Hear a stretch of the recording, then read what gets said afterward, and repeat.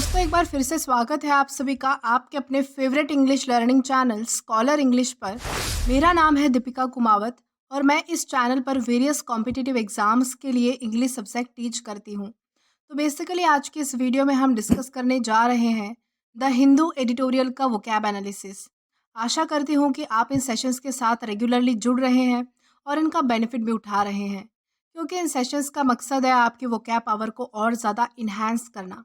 और ये जो वोकैब सेशंस है, ये बैंक, एसएससी, रेलवे, यूपीएससी या फिर किसी भी कॉम्पिटिटिव एग्ज़ाम के लिए इक्वली बहुत ही ज़्यादा इम्पॉर्टेंट है। तो चलिए और ज़्यादा देर ना करते हुए बढ़ते हैं हमारे वोकैब शो की तरफ और जानेंगे कि आज का हमारा सबसे पहला वर्ड कौन सा है। तो हमारा सबसे पहला वर्ड है फेलन। फेलन का मतलब होता है अपराधी, जिसने कोई सीरियस क्राइम किया हो, बहुत ही गंभीर क्राइम किया हो, उसे कहा जाएगा फेलन। और ये हमारे पास पार्ट्स ऑफ स्पीच में नाउन है। सिनोनिम इसका होता है क्रिमिनल, यानी कि अपराधी जिसने कोई क्राइम किया हो। अब एग्जाम्पल देखें तो एग्जाम्पल इसका है, she learn that her neighbour was a fallen. यानी कि उसे ये पता चला, उसे ये समझ आया कि उसका जो नेबर है, उसका जो पड़ोसी है, वो एक फेलन है, यानी कि अपराधी है जिसने क्राइम किया है। इस कॉन्टेक्स्ट में हम जो है वो फेलन इस वर्ड का अलग अलग सेंटेंसेस में यूज़ कर सकते हैं। देन इसी के साथ हम आगे चलेंगे हमारे नेक्स्ट वर्ड की ओर और जानेंगे कि हमारा अगला वर्ड कौन सा है। तो इसके बाद हमारा अगला वर्ड है बोग डाउन।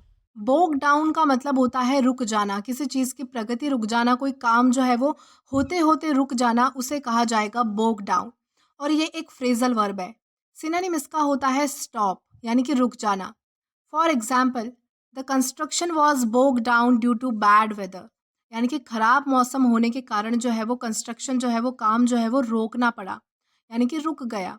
इस कॉन्टेक्स्ट में हम जो है वो बोग डाउन इस फ्रेजल वर्ब का अलग अलग सेंटेंसेस में यूज़ कर सकते हैं। देन इसी के साथ हम आगे चलेंगे हमारे नेक्स्ट वर्ड की ओर और जानेंगे कि हमारा अगला वर्ड कौन सा है। तो इसके बाद हमारा अगला वर्ड है बिहाइंड बार्स। बिहाइंड बार्स का मतलब होता है जेल में, यानी कि जेल के अंदर, उसे कहा जाएगा बिहाइंड बार्स। और ये एक ईडियम है। सिनोनिम इसका होता है कन्फाइन या फिर इम्प्रिजन, यानी कि जेल में होना, जेल में बंद होना। For example, the movie depicted the harsh realities of life behind bars. यानी कि इस मूवी के ज़रिए ये बताया गया है कि जेल के अंदर लाइफ कैसी होती है, उसकी हार्श रियलिटीज़ को इसमें दर्शाया गया है, इस मूवी के माध्यम से बताया गया है। इस कॉन्टेक्स्ट में हम जो है वो बिहाइंड बार्स इस वर्ड का अलग अलग सेंटेंसेस में यूज़ कर सकते हैं। देन इसी के साथ हम आगे चलते हैं हमारे नेक्स्ट वर्ड की ओर और जानेंगे कि हमारा अगला वर्ड कौन सा है। तो इसके बाद हमारा अगला वर्ड है रैशेट अप। रैशेट अप का मतलब होता है बढ़ाना, किसी चीज़ को बढ़ाना, उसे कहा जाएगा रैशेट अप। और ये एक फ्रेजल वर्ब है। सिनोनिम इसका होता है इंक्रीज, यानी कि बढ़ाना। For example, the company ratchet up production to meet the demand.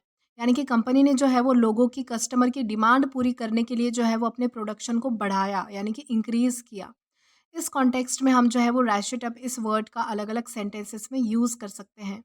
Then इसी के साथ हम आगे चलेंगे हमारे नेक्स्ट वर्ड की ओर और जानेंगे कि हमारा अगला वर्ड कौन सा है। तो इसके बाद हमारा अगला वर्ड है रेज आईब्रोज। रेज आईब्रोज का मतलब होता है आश्चर्यचकित होना, बहुत ही शौक लग जाना, एकदम सरप्राइज हो जाना किसी चीज़ से। उस कॉन्टेक्स्ट में जो है वो रेज आईब्रोज का यूज़ किया जाता है। और ये एक ईडियम है। सिनोनिम इसका होता है सरप्राइज या फिर शौक, यानी कि आश्चर्यचकित होना, किसी चीज़ में जो है वो एकदम से बिलीव नहीं होना, कोई चीज़ अगर हो जाए तो। For example, the sudden resignation of the CEO raise eyebrows in the business community.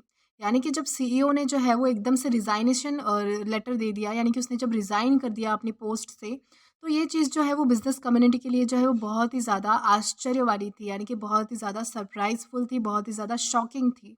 इस कॉन्टेक्स्ट में हम जो है वो रेज आईब्रोज इस ईडियम का अलग अलग सेंटेंसेस में यूज़ कर सकते हैं। देन इसी के साथ हम आगे चलेंगे हमारे नेक्स्ट वर्ड की ओर और जानेंगे कि हमारा अगला वर्ड कौन सा है। तो इसके बाद हमारा अगला वर्ड है blowing the lid of.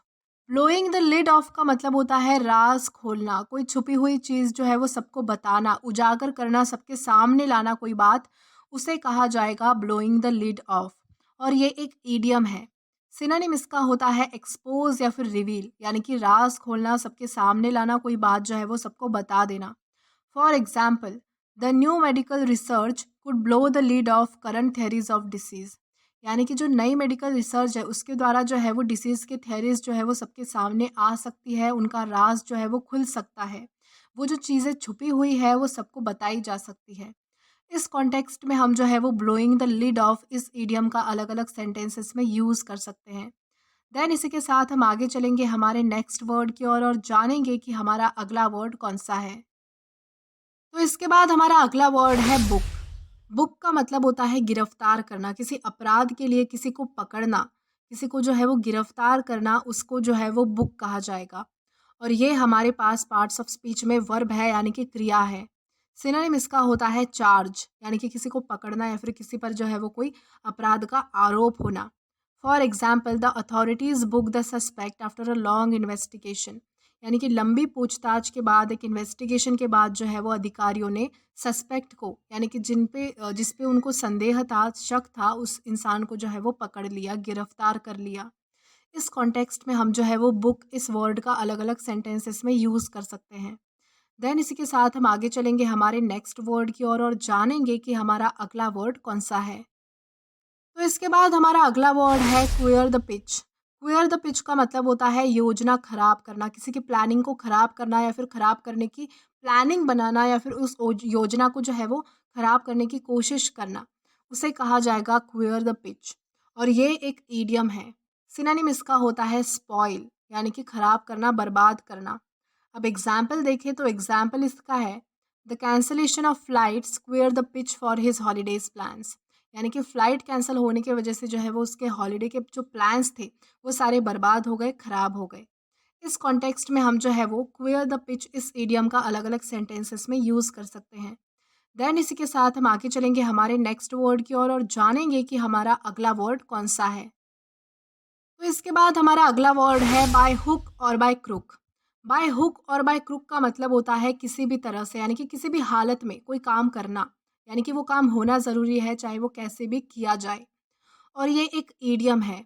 Synonym इसका होता है बाय एनी पॉसिबल मीन्स, यानी कि किसी भी तरह से, किसी भी हालत में। अब एग्जाम्पल देखें तो एग्जाम्पल इसका है the coach vow to lead the team to victory by hook और बाय क्रुक। यानी कि कोच ने टीम को किसी भी तरह से जिताने की कसम खाई। इस कॉन्टेक्स्ट में हम जो है वो बाय हुक और बाय क्रुक इस ईडियम का अलग अलग सेंटेंसेस में यूज़ कर सकते हैं। देन इसी के साथ हम आगे चलेंगे आज के हमारे लास्ट वर्ड की ओर और जानेंगे कि हमारा लास्ट वर्ड कौन सा है। तो हमारा लास्ट वर्ड है अनॉमलस। अनॉमलस का मतलब होता है असामान्य, जो साधारण ना हो, अबनॉर्मल हो, उसे कहा जाएगा अनॉमलस।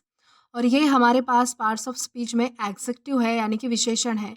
सिनोनिम इसका होता है अबनॉर्मल या फिर अनयूजुअल, यानी कि जो असामान्य है, साधारण नहीं है। For example the doctor notice an anomalous pattern in the patient's heart beat. यानी कि डॉक्टर ने जो है वो पेशेंट की हार्ट बीट में एक असामान्य, असाधारण पैटर्न को नोटिस किया या फिर महसूस किया। इस कॉन्टेक्स्ट में हम जो है वो अनॉमलस इस वर्ड का अलग अलग सेंटेंसेस में यूज़ कर पाएंगे। तो दोस्तों आज के लिए बस इतना ही। अगर आपको वीडियो पसंद आया हो तो do like this video, subscribe the channel and share as much as you can. और अगर आपने इससे पहले वाला वीडियो नहीं देखा है तो आप यहाँ पर क्लिक करके पहले वाला वीडियो भी देख सकते हैं। Till then keep learning. Thank you.